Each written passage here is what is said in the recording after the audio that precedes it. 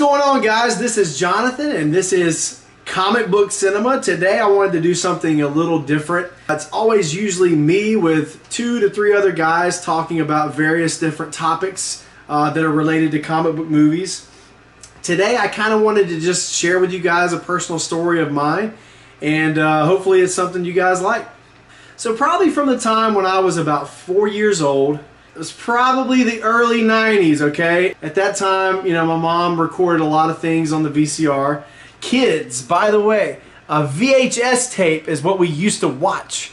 And then after that, it was the DVD, then the Blu-ray, but nowadays, apparently everyone just watches everything digitally. But back in my day, when I was growing up, it was just literally this cassette tape. In order for you to start the movie back over again after you'd already watched through it, you had to do something that we call rewinding. Times were very different back then. But anyway, I digress. My mom had a recording of Batman Returns on a videotape. And when I was 4, that was something that captured my imagination. I think it was my 3rd or 4th birthday. I literally asked for everything Batman. So I got, you know, Batman action figures, all, you know, tied into the movie, of course, Batman Returns. But, you know, I had the Michael Keaton action figure, the Michelle Pfeiffer Catwoman action figure. So when I was a kid, at a very early age, I was fascinated by superheroes. I think if it's anyone's fault, it's my parents' fault that I'm such a comic book movie aficionado. Because I started at a very early age, and like I said, started off with the Batman Returns movie, but of course I still watched the original Batman, Tim Burton's Batman as well. The original Superman movies were something that captured my imagination as well. There was kind of a dark period for a long time. I can remember being about 7, 8, maybe 9, checking out a VHS copy of the original Captain America movie. Where'd you get your guinea pig?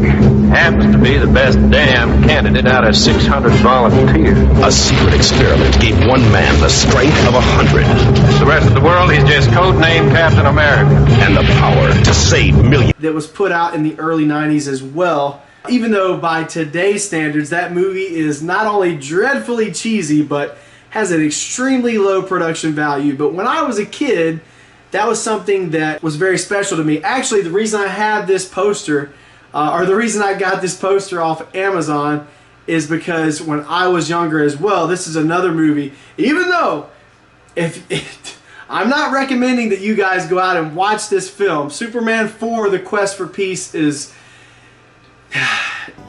Destroy Superman. First, I have fun. It's pretty bad, okay? Let's just leave it at that. It's one of those movies that for me, I don't care how cheesy it is or how the dialogue is just dreadfully terrible. For me, it holds a special place in my heart.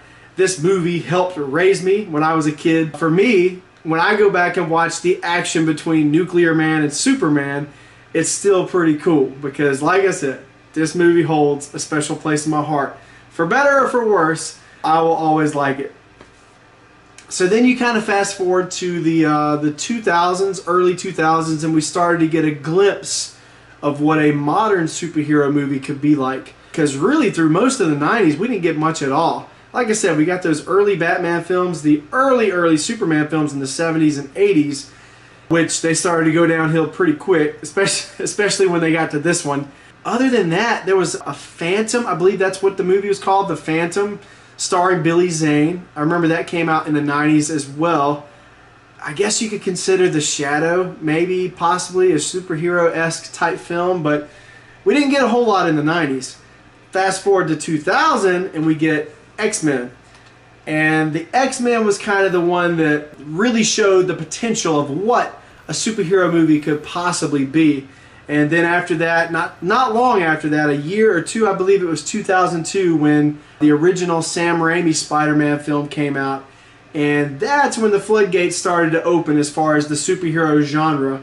Even though there was a pretty rough patch in the early to mid or to late 2000s even, they didn't really get the formula quite right until Iron Man, which came out in 2008. That's kind of my history and why I have such an admiration and fascination with comic book movies. I don't think that'll ever go away. You hear these people talking about, you know, superhero movie fatigue. And for me at least, that's something that I don't see happening.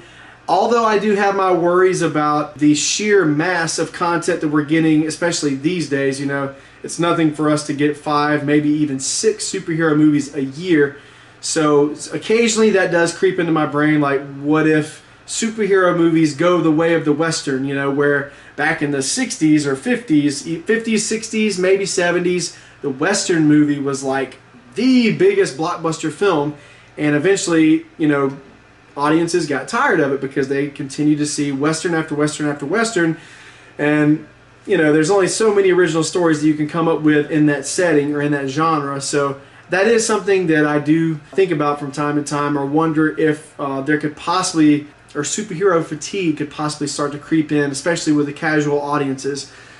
But that's just something we'll have to wait and see. But that's kind of a little bit of my backstory and why I like to do what I do.